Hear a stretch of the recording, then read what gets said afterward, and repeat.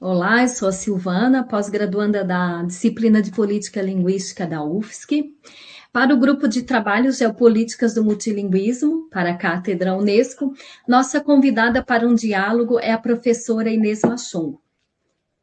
Professora Inês é doutorada em Linguística pela Universidade de Gana e é responsável pelo projeto do Dicionário do Português de Moçambique, o DIPOMO. Atualmente é professora jubilada da Faculdade de Letras e Ciências Sociais da Universidade Eduardo Mondlane, onde é investigadora na Cátedra de Português, Língua Segunda e Estrangeira. Dirige o Observatório de Neologismo do Português de Moçambique. Coordena a equipe que elaborou o vocabulário ortográfico moçambicano da língua portuguesa. Como já dito, é responsável pelo projeto de elaboração do Dicionário do Português de Moçambique. Antes de tratarmos sobre as línguas em Moçambique, eu gostaria que a professora falasse um pouco sobre si, sobre a sua vida acadêmica, sobre a sua vida como professora em Moçambique e fora. Obrigada, Silvana, muito obrigada por me escolher para fazer parte deste trabalho, de entrevista. Eu começaria por dizer que eu iniciei a atividade docente com 19 anos.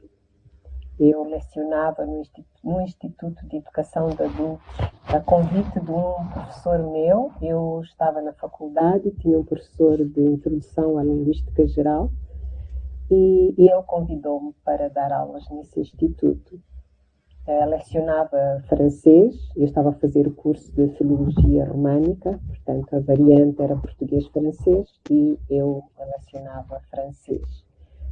Foi um período muito curto, acho que nem chegou a um ano letivo. Depois passei a lecionar uma escola secundária, logo após a independência. Aliás, nessa altura era comum estudantes universitários lecionarem em escolas secundárias, porque muitos dos professores das escolas secundárias partiram, não é, para Portugal, deixaram o país, e nós, estudantes universitários, preenchíamos as vagas deixadas por esses professores. Mas também era uma forma de aumentar o rendimento familiar e custear os estudos universitários. Aí na escola secundária eu dava português e francês, e quando comecei com muitos receios, não é? Porque eu não tinha formação pedagógica nenhuma. A diferença de idades entre professora e alunos era de 2 a 3 anos e, portanto, eu esperava ter muitas dificuldades de relacionamento com os alunos, mas felizmente não foi isso que aconteceu. Nessa altura, os alunos eram muito disciplinados, não é? E professor era professor. Portanto, independentemente da idade, os alunos respeitavam os professores como tal. Foi uma experiência muito interessante e hoje, quando me encontro com esses alunos, recordamos esses momentos que eram mais de entreajuda do que propriamente de lecionação. Portanto, eu sabia um bocadinho mais que eles, mas eles também me ajudavam porque eu não tinha qualquer experiência de docente. Antes de terminar o bacharelato, eu fui admitida como auxiliar de investigação na Universidade Eduardo Mondlane. Eu estava ligada a um projeto que se chamava Português Fundamental e talvez tenha sido daí que o meu interesse pelas questões linguísticas aumentou. Eu devo dizer que o meu sonho, quando estava na escola secundária, era fazer uma formação em geologia. Me encantava, me fascinava nos quartos, as estalactites, as estalagmites. Então eu pensava em fazer, de facto, uma formação em geologia. Mas naquela altura o ensino estava organizado de tal forma que nós éramos obrigados muito cedo a decidir se queríamos seguir letras ou se queríamos seguir ciências. Eu tinha uma certa aversão à matemática, então preferi seguir letras. E hoje trabalho nesta área com muito gosto mesmo. Quando eu terminei o bacharelato, eu fui enviada, era assim que se dizia na altura, porque o governo é que decidia o que fazer das pessoas. Então, eu fui enviada para Cuba para lecionar no Instituto Superior de Línguas Estrangeiras. Eu lecionava técnicas de expressão e morfossintaxe, estilística e redação. Era qualquer coisa. Foi uma experiência muito interessante. Eu aprendi muito da pedagogia de ensino e avaliação. Ali naquela instituição, eu posso dizer em Cuba em geral, a meta é não deixar ninguém para trás. Todos se esforçam para que haja sucesso no ensino e aprendizagem. Mais tarde fiz a licenciatura em Coimbra e mestrado em Lisboa. E depois disso fui professora visitante na Universidade de Poitiers, em França, que também foi uma experiência muito interessante. E quando terminei o doutoramento, eu fui lecionar na Fordham University de Nova York, porque na altura eu estava a residir lá, por questões familiares, eu residia lá, então fui lecionar na universidade. Foi também uma experiência muito interessante, métodos de trabalho diferentes daquilo a que estava acostumada, e a sociedade também muito diferente, mas gostei de ter acrescentado um pouco mais àquilo que eu já sabia, que vinha de Moçambique, passando por Cuba, Portugal, França, etc. Fui acrescentando alguma coisa à minha formação. Depois regressei a Moçambique e continuei a atividade docente na universidade e investigação na cátedra, do que falou há pouco tempo. Basicamente era isso que eu tinha para dizer. Muito obrigada, professora, por apresentar um pouco da sua trajetória. Gostaria também de conversar com a professora. Há uma valorização quanto às línguas banto, porque o que acontece geralmente é que a língua, né, imposta ou escolhida, vamos dizer assim, como oficial, vai sendo valorizada, e as línguas locais, como ficam? Eu gostaria de ouvir da professora sobre isso. Primeiro, normalmente quando se fala em línguas nacionais, exclui-se o português, não é? Fala-se em línguas banto. Eu vou adotar essa postura, mas na verdade o português também é uma língua moçambicana, e é uma língua moçambicana em evolução e por isso também precisa de ser estudada. Mas, portanto, eu vou adotar a terminologia de línguas nacionais para línguas banto moçambicanas, que é para não confundirmos a nossa conversa. Ótimo. Então,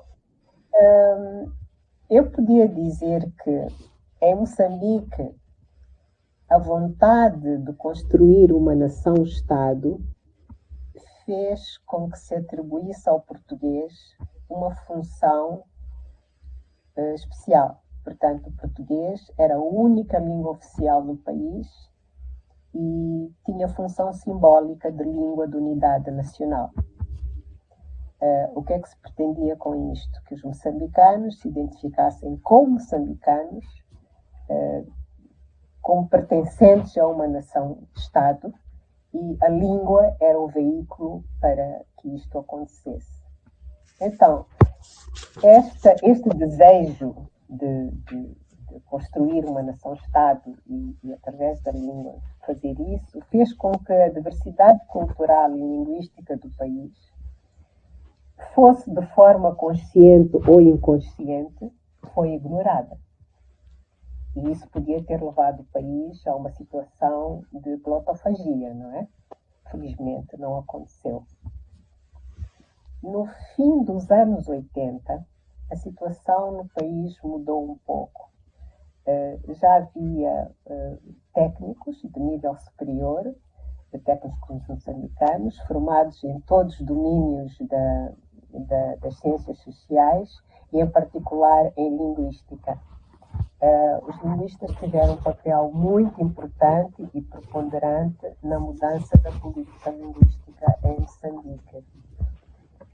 Cresceu bastante a consciência da necessidade de preservar e garantir os direitos linguísticos dos cidadãos. E como fazer isso era dar às línguas banto moçambicanas, o lugar que lhes é devido. E isso ia garantir um desenvolvimento linguístico harmonioso, que respeitasse esta diversidade linguística e cultural do país. Por causa disso,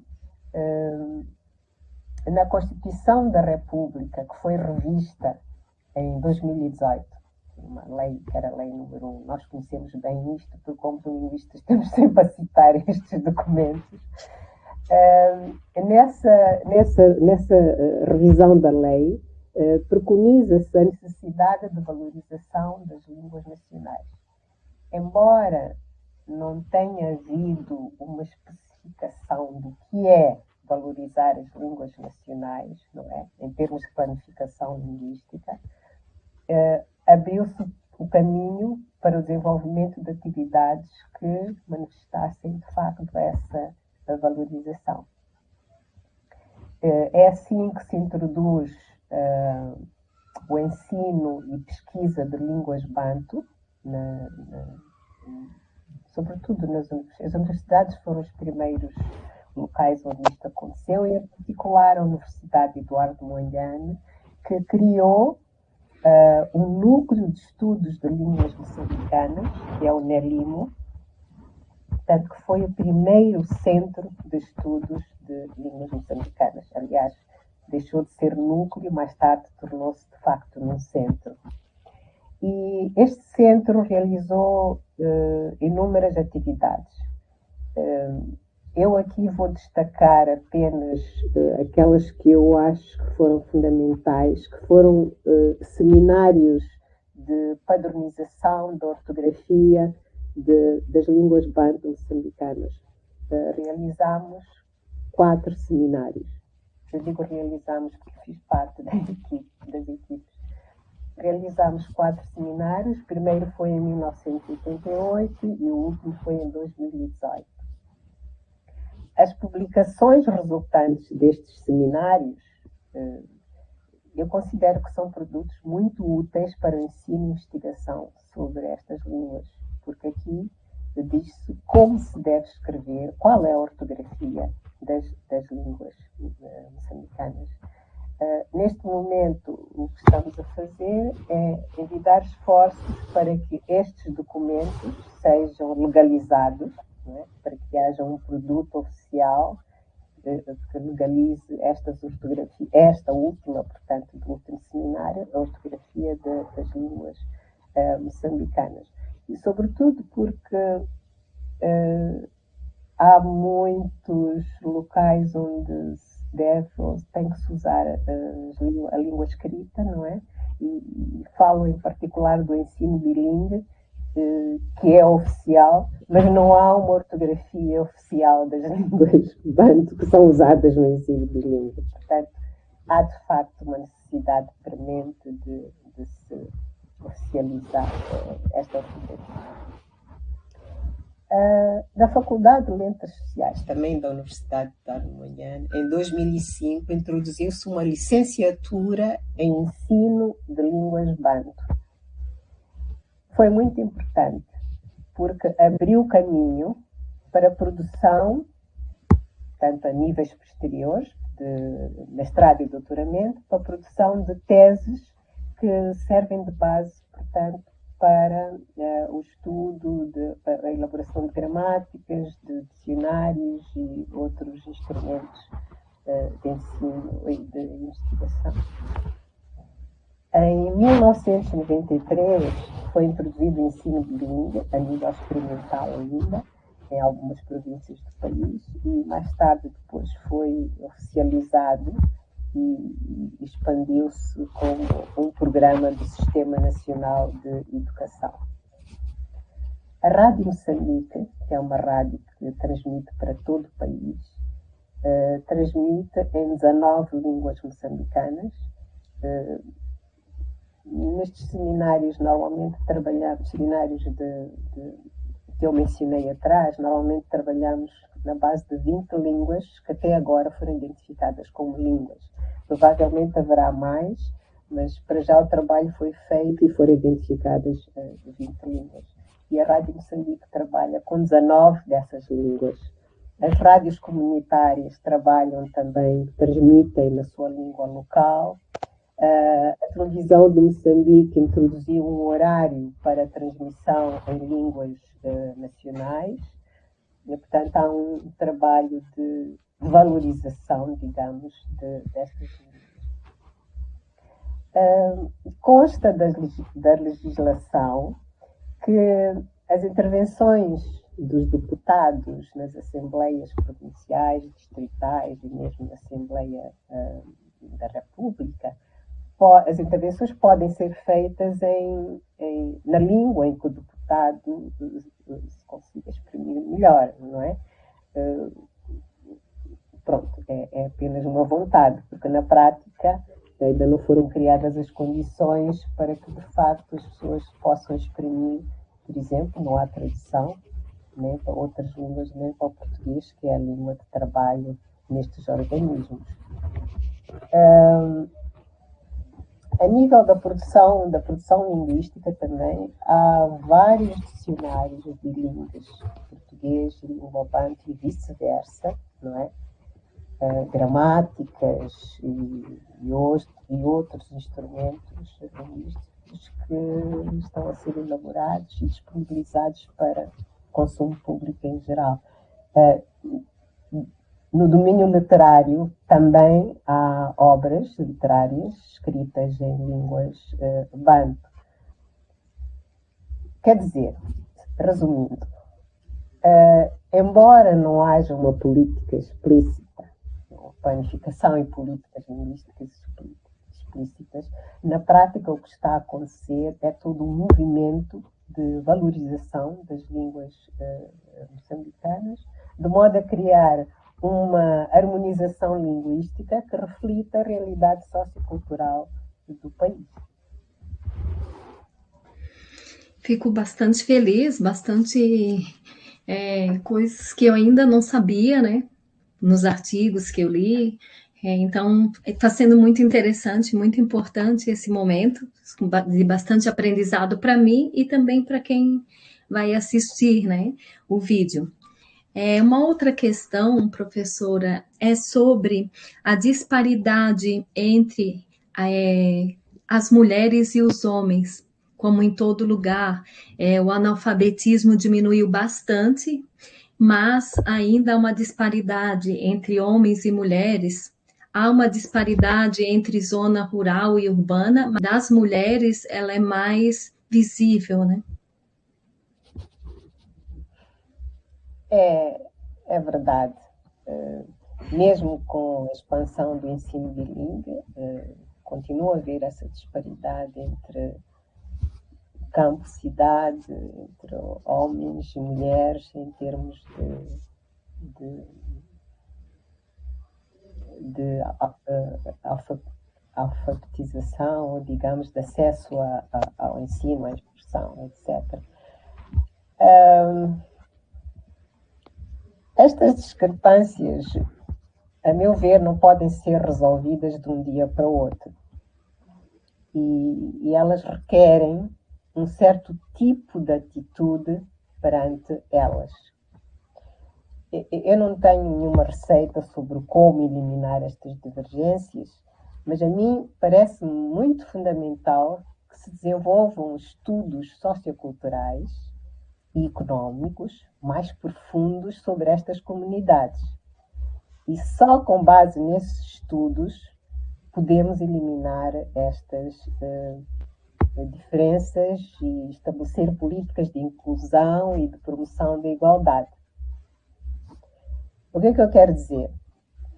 Eu quero dizer que é preciso saber com muita clareza que aspectos da vida cultural perdão, e social caracterizam uma certa comunidade, no distrito, na localidade ou mesmo no bairro. Que relações sociais se estabelecem entre homens e mulheres numa zona de regime matriarcal, por exemplo, o norte do país, a organização social é matriarcal, não é? Será que isso é diferente das relações sociais que se estabelecem em regiões cujo regime é patriarcal? Que relações se estabelecem entre raparigas e rapazes em zonas em que há ritos de iniciação ou zonas em que não os haja, não é? Então, há muitas questões que devem ser respondidas e estas questões só podem ser respondidas se de facto houver um estudo profundo e um estudo que não esteja imbuído de pressupostos, porque o que acontece geralmente é que há uma tendência para generalização, não é? As mulheres são isto, então elabora-se um programa para ir aplicar aquela região e esse programa é igual para todo o país. E o país não é igual. Obviamente que os resultados não vão ser bons, não vão ser diferentes. Então, ontem, por acaso, ontem mesmo, eu conversava com alguém que trabalha em projetos de conservação ambiental. E essa pessoa dizia-me que um dos factos que a sua equipe constatou é que, tradicionalmente, existem áreas de conservação. As populações têm áreas de conservação. E essas áreas de conservação são criadas com base em princípios milenares, não é? De tradição da tradição local. Então, em determinada região, a equipe verificou que, servindo de costumes locais, podia muito mais facilmente implementar os programas sem qualquer resistência das populações, exatamente porque esses programas eram vistos pela comunidade como uma continuidade do seu modo de viver, não é? Então, se nós continuarmos a fazer a mesma receita para todo o país, nunca vamos ter bons resultados. Nós não conhecemos as nossas comunidades, temos de estudá-las, temos de conhecê-las com profundidade para saber como aplicar os programas que nós achamos que podem contribuir para o desenvolvimento do país. Portanto, basicamente é o que eu tenho para dizer. Não sei exatamente que receita dar para... Professora, voltando ao ensino bilíngue, como que foi o processo de implementação do ensino bilíngue em Moçambique? Bom, não foi um processo muito fácil, não é? Os pais das crianças, o ensino bilíngue foi basicamente introduzido no ensino primário. Os pais das crianças não achavam que fosse importante os seus filhos aprenderem na língua materna, porque era para quê? Tudo se passa em português. Se quer ter acesso ao emprego, se quer ter acesso a qualquer coisa mais do útil, do tipo económico, etc., tem que saber falar português. Portanto, havia uma resistência muito grande em os pais aceitarem que os filhos entrassem no ensino bilíngue. O nosso argumento era: a criança aprende melhor se aprender na sua própria língua, e dominando a sua própria língua já pode passar para o português com mais segurança. E por que também surgiu esta questão do ensino bilíngue entre nós? Foi um pouco porque começámos a receber na universidade estudantes que não conseguiam exprimir-se em nenhuma das línguas, portanto não falavam a sua língua materna e também não falavam português. E exprimiam-se de uma forma muito desarticulada em português. E nós perguntamos, mas estas pessoas, estes jovens, não dominam a sua língua materna, não dominam o português. Qual é o instrumento que eles usam para a estruturação do pensamento, se a língua é esse instrumento? E eles não dominam nem uma coisa nem outra. E foi daí que fizemos, de facto, muita pressão para que as crianças iniciem. Bom, é sabido, a teoria diz que as crianças aprendem melhor na sua língua materna, etc. Mas, para além disso, havia também esta preocupação de as crianças terem um instrumento linguístico que dominassem. E por essa razão, portanto, insistimos muito nesta questão do ensino bilíngue. Hoje, portanto, já são vários anos de implementação do ensino bilíngue, os pais já percebem que os filhos que estão no ensino bilíngue têm melhor produtividade em termos de matemática, geografia, etc., do que os miúdos que estão no ensino monolingue, não é? Eles aprendem com muito mais facilidade, porque o ensino bilingue começa com a língua materna até ao terceiro nível e depois há um período transicional e depois é que vai para o português. Então, a maior dificuldade dos estudantes que estão no ensino bilingue é em oralidade, em português, mas em termos das matérias, das outras disciplinas, eles têm muito mais produtividade do que os estudantes que estão no ensino monolingue.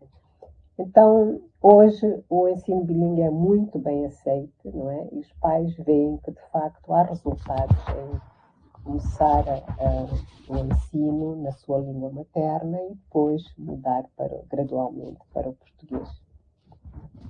Podemos dizer que havia uma crença de que aprender na sua língua materna poderia ser um impedimento de aprender o português e assim ter uma ascensão? Sim, havia essa crença.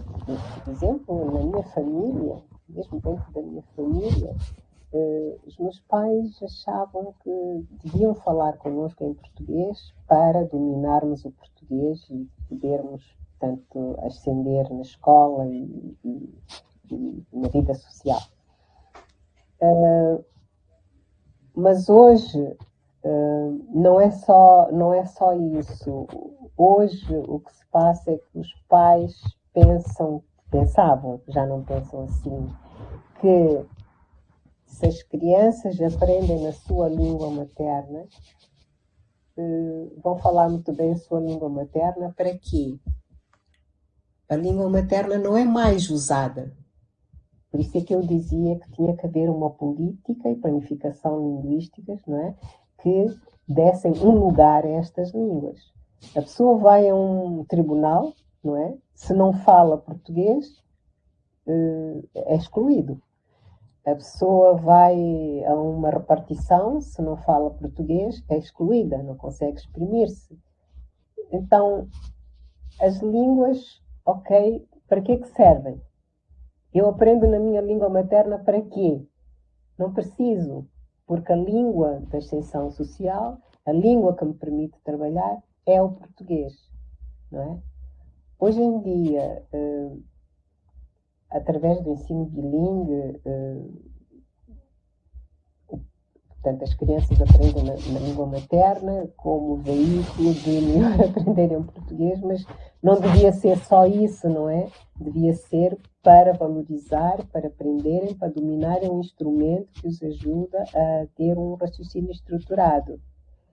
Só que isso não é acompanhado de outras formas de valorização da língua, por exemplo, ser possível usar a língua em qualquer situação da sua vida.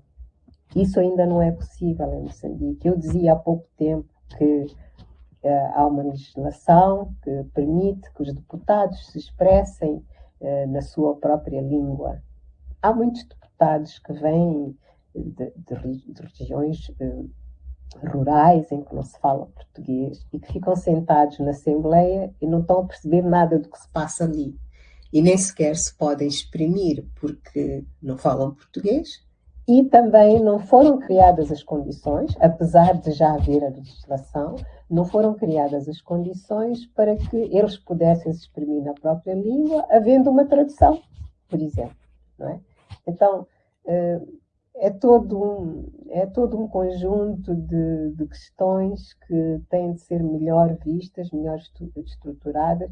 É verdade que isso requer muitos meios económicos para pôr isto em marcha, mas o objetivo devia ser esse, o de as línguas poderem funcionar em qualquer instância da vida dos cidadãos.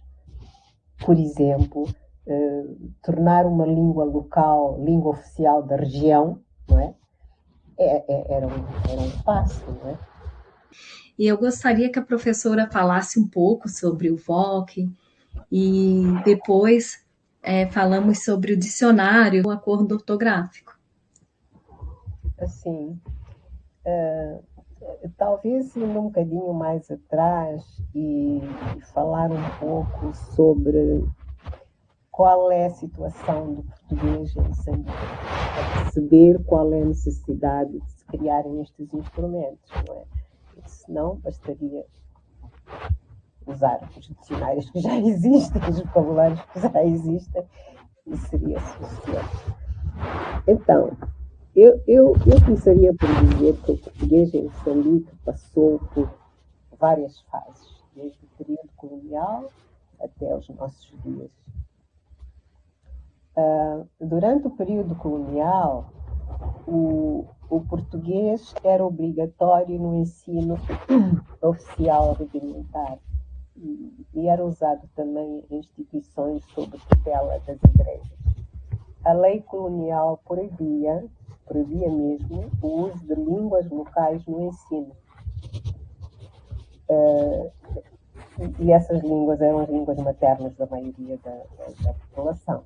Não é? Então, a população, em particular a população residente das zonas urbanas, se quisesse ascender socialmente ou economicamente, tinha de aprender o português e expressar-se em português.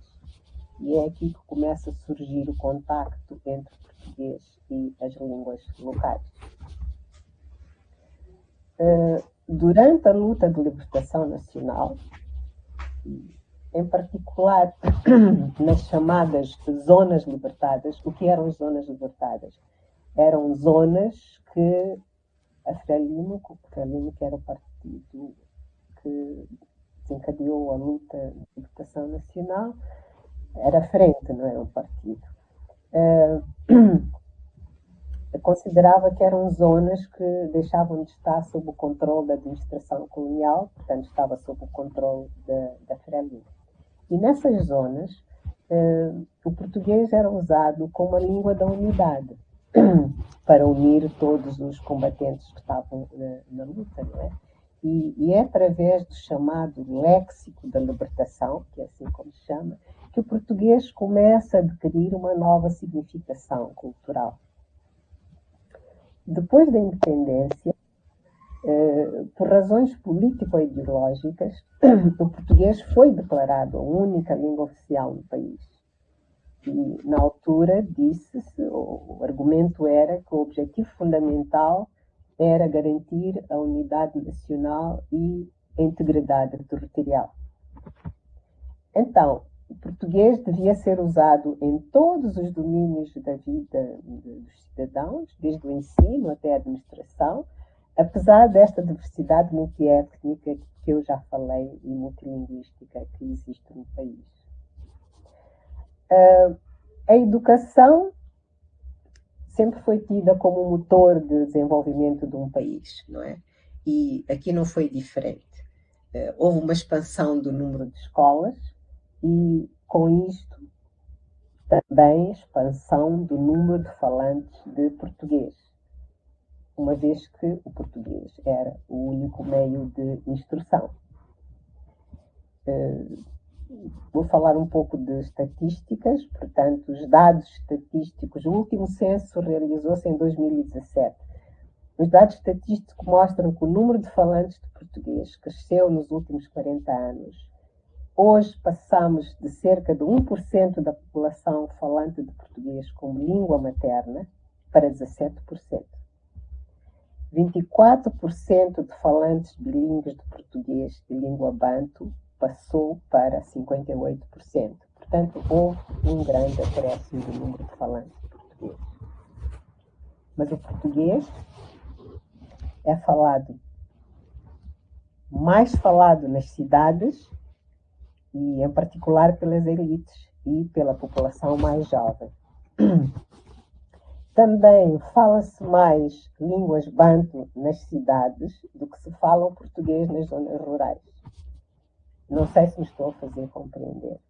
Portanto, fala-se mais português nas cidades do que se fala línguas banto nas zonas rurais. De qualquer maneira, pelas funções que lhe foram atribuídas, o português é a única língua falada em todo o país. Portanto, de norte a sul, de este a oeste, o português percorre todo o país, enquanto que as línguas bantas são faladas regionalmente, são localizadas. Então, nesta convivência linguística, o português vai adquirindo traços linguísticos e culturais próprios, de modo a poder adaptar-se à realidade sociocultural dos moçambicanos. Há vários estudos que mostram que a fala dos moçambicanos já existem estruturas e vocabulário que são próprias de Moçambique, que são introduzidas para expressar realidades que a língua portuguesa não vincula. Mas não só. Mesmo quando existem em português palavras que expressam um determinado conceito, alguns falantes preferem usar uma expressão da sua língua materna como forma de reafirmação da sua identidade cultural. Então, o português vai ganhando novos traços, não é? Mas as línguas banto também. É um processo de fertilização mútua, diria, que enriquece as duas línguas, português e as línguas. Há muitas palavras que ocorrem nas línguas banto que são provenientes do português. Eu, há pouco tempo, estava a ver um dicionário de um colega e só na letra A havia uma percentagem de mais de 30% de palavras que eram empréstimos de português. Então, há mesmo este processo de integração, de fertilização da linguística. Mas também é preciso dizer que o português não é falado em Moçambique de modo uniforme, não é? Há um processo de dialectação em curso. E o português que se fala em determinada região pode ser diferente do português que se fala noutra região. E em muitos casos até usamos para identificar a região de proveniência do falante. Na cátedra, na nossa cátedra da universidade, fez-se um estudo para melhor caracterizar a população bilíngue em algumas cidades. A ideia de partida com que se foi para o estudo era que os falantes bilíngues falavam uma língua banto e o português. Mas, no fim da pesquisa, viu-se que havia muitos falantes, na sua maioria jovens, que eram falantes de português língua materna e a língua banto aprendiam para comunicar na comunidade. Portanto, eles eram bilíngues, mas de português e língua banto como língua segunda aprendida, não é? E verificou-se então que o português começa a invadir aqueles espaços que eram reservados às línguas banto. Então, eu penso que com tudo isto posso afirmar, sem sem reticências, que o português em Moçambique está num processo de nativização e constitui-se como uma entidade ontológica. E é por essa razão que há necessidade da construção destes instrumentos, não é, que descrevem o português de Moçambique. Então, pedia-me para falar do Dipomo e do VOMOP. Portanto, eu fiz parte coordenei a equipe que construiu o VOMOP. O VOMOP, o objetivo fundamental era o de construção de um vocabulário ortográfico do português de Moçambique. E tentamos e fizemos o melhor que podíamos, não é? Com muitas dificuldades, porque no português de Moçambique, como eu disse há pouco tempo, há muitas palavras oriundas de línguas banto e que necessitávamos de padronizar a ortografia, não é?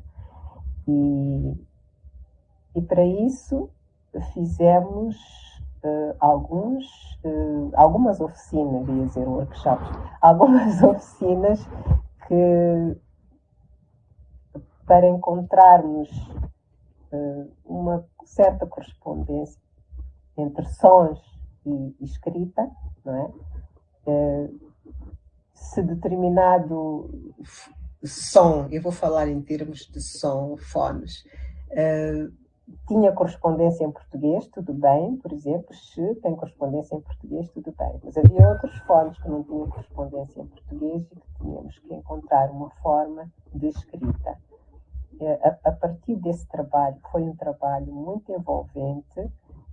Tínhamos professores, jornalistas, linguistas, escritores, vários utentes da língua a participarem nos seminários. Foi muito produtivo e conseguimos criar regras de escrita de palavras provenientes de línguas banto.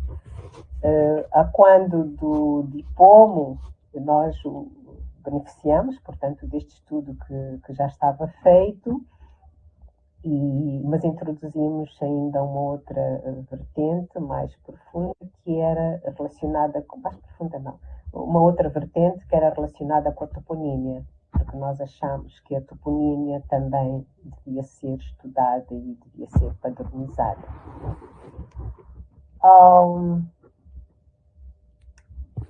O que é que eu posso dizer mais sobre o Dipomo? Pois, sobre o vocabulário, portanto, o vocabulário serviu de base, obviamente, para a construção do Dipomo. O ponto era que o vocabulário foi feito, etc., mas nós, os utentes de língua portuguesa, por exemplo, quando vissem uma palavra como chapa, não é? Identificavam como chapa de zinco, uma chapa de cobertura, outra coisa qualquer. Mas para nós o chapa é outra coisa também. Também é um meio de transporte. Então o vocabulário ortográfico não resolvia estes problemas. E foi por essa razão que iniciamos a construção do dicionário de português de Moçambique. E tivemos vários desafios, muitos. Vou mencionar apenas alguns. Nós tivemos que...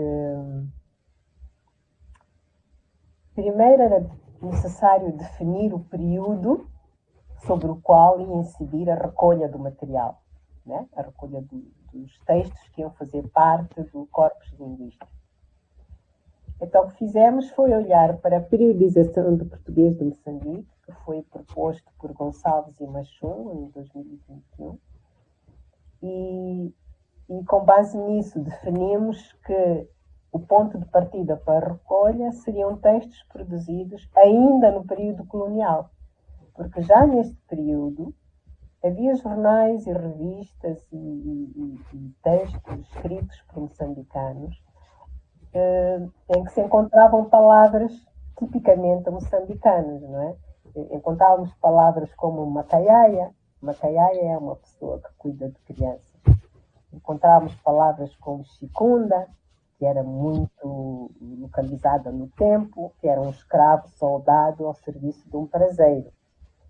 Encontramos palavras como magaíça, que é um indivíduo que trabalha nas minas da África do Sul, etc. Palavras que eram, portanto, características portuguesas de Moçambique. Por essa razão, recuamos, portanto, a recolha para este período. Outro desafio teve a ver com a constituição da equipe de investigadores. O dicionário é um dicionário do português de Moçambique. Portanto, deve refletir a realidade do país, não só da capital, mas do país. E por essa razão, nós tivemos que constituir uma equipe que tivesse colaboradores em todas as províncias do país, para garantir exatamente que os dados recolhidos refletiam a realidade linguística de cada uma das regiões do país.